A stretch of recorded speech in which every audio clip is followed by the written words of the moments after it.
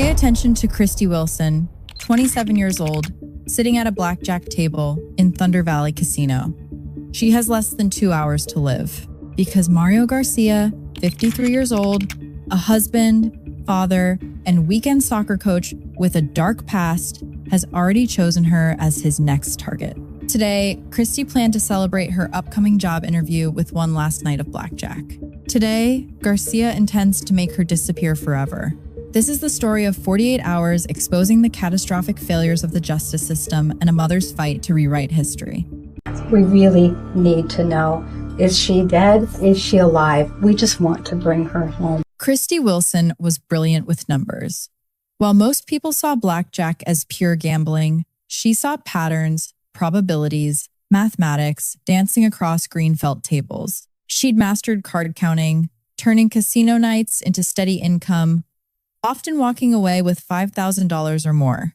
But Christie was more than her talent for reading cards. She was fighting her way back from a dark period, ordering self-improvement programs, preparing for job interviews, planning her move to San Francisco. Her mother, Debbie, had just spoken with her about Halloween costumes for her cat. Christie was excited, hopeful, ready to turn the page on a difficult chapter. She had no idea that a predator with a history the courts had shamefully ignored was about to destroy everything.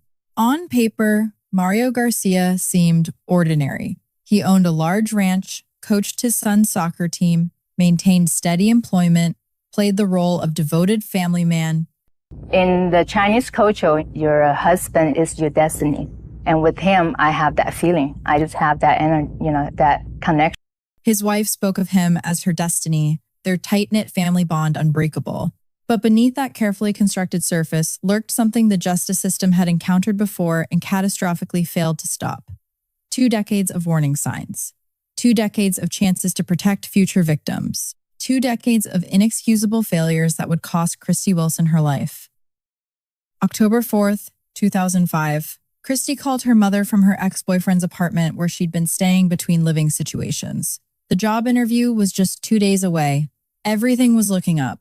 That evening, she headed to Thunder Valley Casino for one final night of blackjack before leaving Sacramento behind. She arrived just before 7 p.m., withdrew cash, exchanged it for chips, and sat down at her usual table.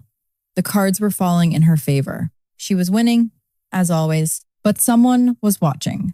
Security cameras captured a short, stocky man with black hair standing near the slot machines, his eyes fixed on Christie. He lingered there, observing, calculating. After some time, he sat at another blackjack table. Christie switched tables several times during the evening, eventually ending up directly beside him. The man, who appeared twice her age, acted friendly at first, high-fiving her, patting her back whenever she won. Casino staff who knew Christie well would later report something disturbing. Her behavior changed dramatically after joining his table. The sharp, analytical player they recognized started losing more frequently. She became disoriented, acting completely out of character. Her stepfather, Patrick Boyd, a San Jose police sergeant, would later review the footage and immediately recognize something was wrong. He could see her body language shift, movements becoming rigid and uncoordinated. And I really wanted to look hard into this. And you had that gut feeling as both a police officer and as a parent, something really majorly wrong. This wasn't the Christie he knew. She'd only had one drink that entire night, a beverage offered by the man sitting beside her. Around 10:30 p.m., Christie called her ex-boyfriend to say she was leaving soon, but she never left. Instead, she returned to the table and continued playing. The surveillance footage showed Garcia's behavior becoming increasingly predatory. He wrapped his arms around her, touched her legs, leaned in uncomfortably close. By 11 p.m., 5 hours into her casino visit, Christie finally pushed him away and left the table. Yet somehow, despite telling her ex she was heading home, she went back and kept playing. By 1 a.m., Christie was clearly intoxicated despite consuming only that single drink hours earlier. When she got into an argument with a dealer and security intervened, Garcia stepped forward, insisting he would personally escort her out. The cameras captured what happened next in chilling detail. As they walked toward the exit, he grabbed her, pulling her close while she repeatedly tried to push him away. Then they both vanished into what investigators would call the black hole, a blind spot in the casino's 700-camera surveillance system, where the rotating cameras couldn't see. Christie Wilson disappeared from view and was never seen alive again. 48 hours passed before Debbie received the phone call that shattered her world. 10 o'clock at night, Danny had told my husband that Christie went to Thunder Valley Casino, and that was the last anybody saw her for. He tried calling her 72 times, each call going unanswered. It's now been 24 hours since I talked to you last, and I'm worried sick about you. Police initially hesitated to investigate, explaining that because Christie was an adult, they needed proof she hadn't left voluntarily. The fact that she'd been struggling with her mental health made officials even more reluctant to classify this as suspicious. But Debbie knew better. She insisted detectives check Christie's apartment. If her daughter had left on her own, she would never have abandoned her beloved cat. Investigators found the pet still there, along with Christie's luggage, medication, and the self-improvement materials she'd ordered. This wasn't someone who'd chosen to disappear. Something terrible had happened. Police located Christie's car still parked at Thunder Valley Casino and began reviewing surveillance footage. That's when they identified Mario Garcia. The 53-year-old had used his casino membership card at a slot machine while stalking Christie from across the gaming floor. When detectives ran his background check, they found what should have sent immediate alarm bells ringing: a misdemeanor conviction from the 1980s. But the real horror emerged when they contacted the victim from that case. Wendy Ward was now 52 years old, but she remembered Mario Garcia with crystal clarity. In her mid-20s, she dated him briefly. He could be compassionate, she recalled, but possess an explosively violent side. After months of enduring his uncontrollable rages, Wendy tried to leave. Garcia responded by attacking her in retaliation. He was holding my neck. He says, "You do anything, I will take your head and I will smash it. I will just smash it." She managed to escape, but weeks later, when she told him over the phone to stop harassing her, he drove to her home in broad daylight and kidnapped her. Garcia forced Wendy into his van, grabbed her neck when she resisted, and assaulted her in the back seat. He then drove to his apartment, dragged her inside, and pulled a gun from his cabinet. He loaded the weapon in front of her, held it to her head, and clicked the mechanism. Then he moved the gun to her mouth and clicked it again. The weapon wasn't loaded with live ammunition, but Wendy didn't know that. She genuinely believed she was about to die. After this psychological torture, He could kill me. I'm surprised that I actually am alive. I'm very lucky. Garcia assaulted her a third time before casually making himself a sandwich as if nothing had happened. Wendy pressed charges immediately. Prosecutors initially planned to charge Garcia with kidnapping, 3 counts of severe assault, and aggravated assault with a deadly weapon. These were serious felonies that should have resulted in substantial prison time. But here's where the justice system failed catastrophically, setting the stage for Christie Wilson's homicide 2 decades later. Garcia was ultimately only charged with the assault. He received a short probation sentence. Then, years later, he successfully petitioned to have even that reduced to a misdemeanor, completely erasing his felony record. Let that sink in. A man who kidnapped his girlfriend, violated her 3 times, held a gun to her head and pulled the trigger twice, terrorizing her for hours, ended up with essentially no serious consequences. The courts let him walk away. They gave him back his clean record. They sent the message that his crimes didn't matter. Wendy Ward told investigators she'd feared all along that Garcia would do this again. He could very easily do this again with someone else. Is he dangerous? Absolutely. Absolutely. The justice system had the opportunity to stop him, to protect future victims, to take this dangerous predator off the streets. Instead, they handed him a slap on the wrist and sent him home. The injustice of that decision cannot be overstated.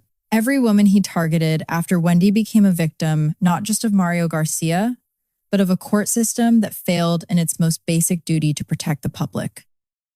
But Garcia's history of violence went even deeper. Wendy directed detectives to investigate Lynette Smith, Garcia's next girlfriend after her. On Christmas Eve, 1979, just 1 year after the courts let Garcia off easy for what he did to Wendy, Lynette told him at a family dinner that she was leaving him. She was pregnant with his child, but planned to end the pregnancy after enduring constant mistreatment and abuse. Later that night, Garcia, Lynette, and her mother were driving home in Lynette's car. Eyewitnesses reported seeing the vehicle pull over beside the Oakland estuary, reverse to face the water, then suddenly accelerate through both lanes and plunge directly into the water. Police arrived quickly and pulled Garcia from the estuary. There was no sign of Lynette or her mother. Garcia didn't even mention the other passengers until hours later during formal interrogation. When he finally acknowledged their existence, he immediately asked for his attorney and refused to provide any further information.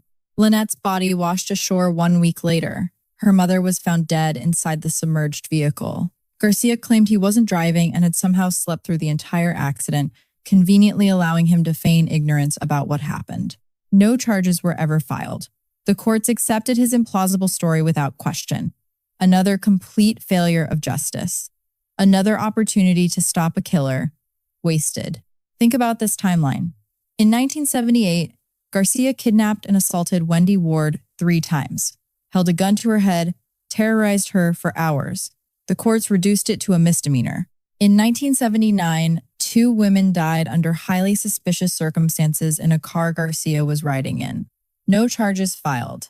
By 2005, when Mario Garcia set his sights on Christie Wilson, the justice system had given him every reason to believe he was untouchable. When detectives arrested Garcia after Christie's disappearance, they immediately noticed the cuts and scratches covering his face and lower neck. His left eye was swollen and bruised. Garcia quickly concocted an explanation. I think it's last. I had a little accident with the tractor in the tree and got poison oak on my face. But his story fell apart under scrutiny. The day after Christie vanished, Garcia showed up to work late with the scratches already visible, then left after just 1 hour. An emergency room doctor who'd sat across from Garcia and Christie at the casino the previous night couldn't recall seeing any injuries on his face. There was no logical reason Garcia would have been clearing trees in the middle of the night. Christie's stepfather, Patrick, had taught her self-defense, specifically advising her to go for the eyes if attacked. She had also taken kickboxing classes and had successfully defended herself against an abusive ex-boyfriend years earlier, leaving deep claw marks on his chest. Garcia's injuries matched exactly the kind of defensive wounds Christie had inflicted before. Police analyzed the casino surveillance footage frame by frame, focusing on the blind spot where Christie and Garcia disappeared. Garcia's Toyota Camry was barely visible on a secondary camera feed, only its taillights in frame. But detectives discovered something crucial. Early 2000s Camrys had a unique feature where the lights would flash in quick succession depending on how many doors were opened. Over the 3-minute 41-second gap in coverage, the feed captured 4 separate flash sequences, meaning every door had been opened. Then Garcia drove off in the opposite direction from his home. Investigators believe that during those missing minutes, Garcia incapacitated Christie, probably through the substances he'd slipped into her drink earlier, and placed her unconscious body in his back seat. When police searched his vehicle, they found traces of Christie's DNA, despite Garcia's attempts to scrub everything with bleach. Tiny strands of her hair and microscopic droplets of her blood remained on the back seat. Computer forensics revealed that 2 days after Christie disappeared, Garcia had extensively researched incapacitating agents, specifically focusing on how long they take to leave someone's system. Prosecutors faced an enormous challenge, trying Garcia for murder without a body, a first in North Sacramento legal history. Debbie Boyd transformed her grief into fierce determination. She gave passionate public addresses demanding answers. She coordinated with investigators. She refused to let the case go cold. This tiny, blonde mother became what she called a barracuda, fighting for justice when the legal system had failed her daughter. If he's any kind of a man, he'll tell us where he's my daughter. Just as it had failed Wendy Ward and Lynette Smith. The trial began September 25th, 2006, a little over 1 year after Christie vanished. Wendy Ward met Debbie and her family for the first time in front of the courthouse and remained by their side throughout the entire proceeding.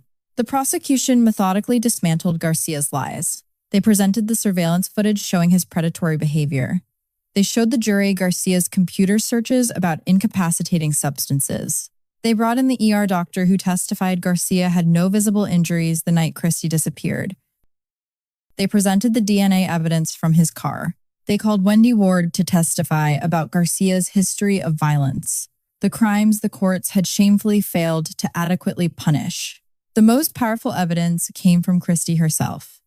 The injuries she inflicted on Garcia during her final fight for survival told a story. Patrick Boyd addressed this during the trial, his voice breaking with pride and pain. You killed my daughter. I have no doubt that you would kill again. And for that, I thank my daughter for her bravery, her fight, and I love her very much. Thank you very much. His stepdaughter had fought back with everything he'd taught her. She knew she was going to lose her life to violence, but she made absolutely certain she left her mark on her killer. Those scratches on Garcia's face weren't from any tractor accident. They were Christie Wilson's final testimony, written in her murderer's skin.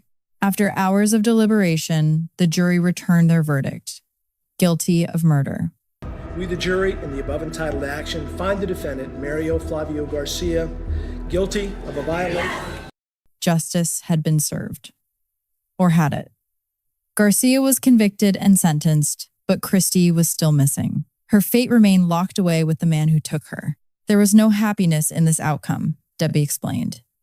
It was a hollow victory because no matter what happened, Christie was gone. That smart, intelligent young woman who had so much to offer, stolen away by a man the court should have stopped decades earlier.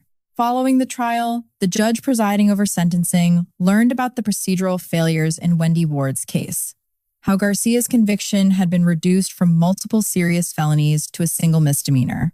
Outraged by this miscarriage of justice, the judge more than doubled Garcia's sentence from 25 years to 59 years, guaranteeing he would die behind bars. I suppose that at this hearing, I'm supposed to ask for mercy and to show remorse. However, I will not do such thing. Garcia was furious. He refused to show remorse or ask for mercy during sentencing. "You took my daughter," Debbie told him from the witness stand. "I have no doubt you would do it again.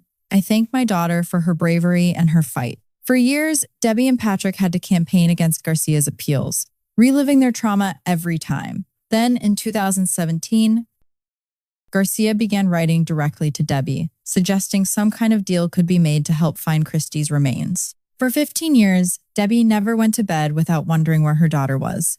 The temptation to negotiate was overwhelming, but ultimately, she refused. Garcia would not use her daughter's body as a bargaining chip. She would not give this monster what the broken justice system had given him before, a way out.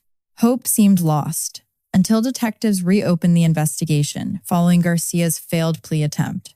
They re-interviewed key witnesses, including Garcia's now adult son, Chris. The young man shared something he'd never fully understood until that moment. A few days after Christie vanished, Chris had a big soccer game. His father, who coached the team and never missed games, was nowhere to be found. Chris discovered him far from their house, working frantically on his tractor, disheveled and distracted. When Chris asked if he was coming to the game, Garcia barely looked up and muttered no.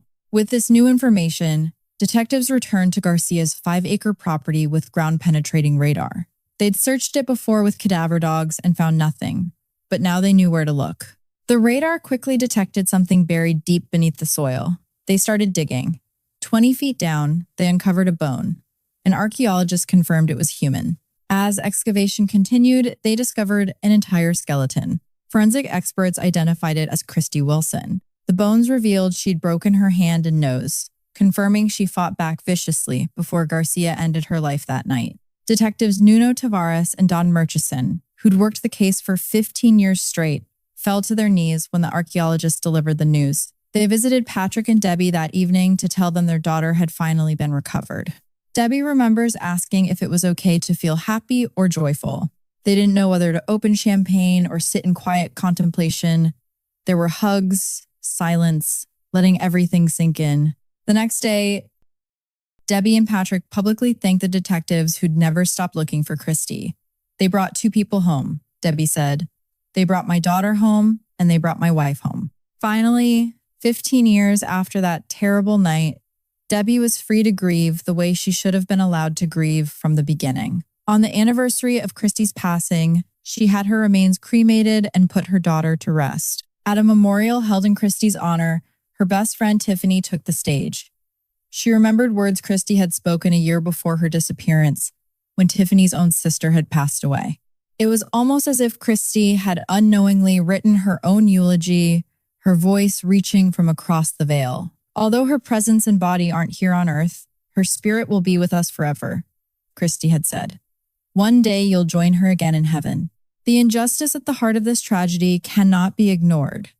Mario Garcia should have been in prison when he encountered Christie Wilson. The courts had every opportunity to stop him. In 1978, when he kidnapped and repeatedly assaulted Wendy Ward, they could have locked him away for decades. Instead, they gave him probation and later allowed him to reduce even that to a misdemeanor. When two women died under suspicious circumstances in a car he was riding in, they could have investigated thoroughly, could have filed charges, could have demanded answers. Instead, they accepted his implausible story without question.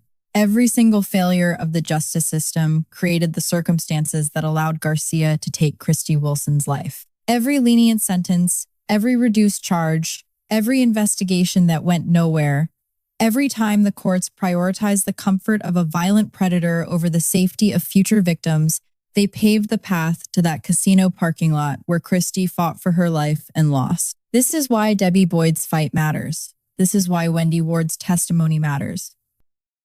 This is why we must demand better from our justice system. Because when courts fail to adequately punish violent offenders, when they reduce serious felonies to misdemeanors for administrative convenience, when they accept obviously false alibis without pressing for truth, they don't just fail the victims who've already been hurt. They fail every future victim who could have been saved. Christie Wilson was brilliant, determined, fighting her way back from a dark place with self-improvement programs and job interviews.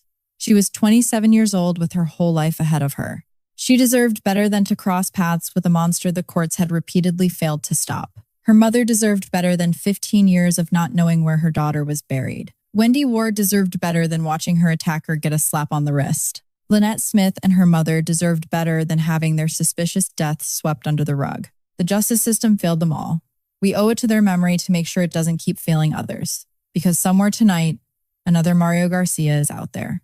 Another violent predator who got off easy, who the courts didn't take seriously, who learned that consequences don't really apply to him.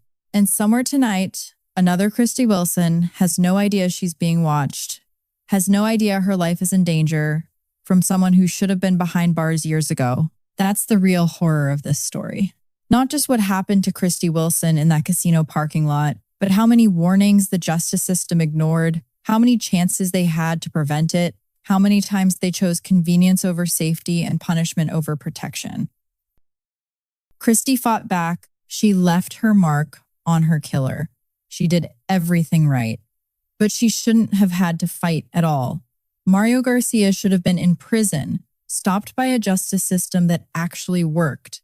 Instead, he was free. Free to watch Christie count cards at a blackjack table. Free to spike her drink. Free to drag her into the darkness. Free because the courts let him be free. Over and over again. Despite every warning sign. Despite every previous victim. Despite every reason to lock him away forever. That's the real crime here. That's what should keep us up at night. Because until we fix this broken system, until we demand accountability from prosecutors who cut deals for violent offenders, until we refuse to accept these failures as inevitable, there will be more Christie Wilsons. More brilliant young women with their whole lives ahead of them. Lost to monsters, the justice system refused to stop. Christie's spirit will be with her family forever. Her fight will never be forgotten. And her story must serve as a warning, a call to action, a demand that we do better, because she deserved better. They all deserved better, and so do the potential victims we still have time to save.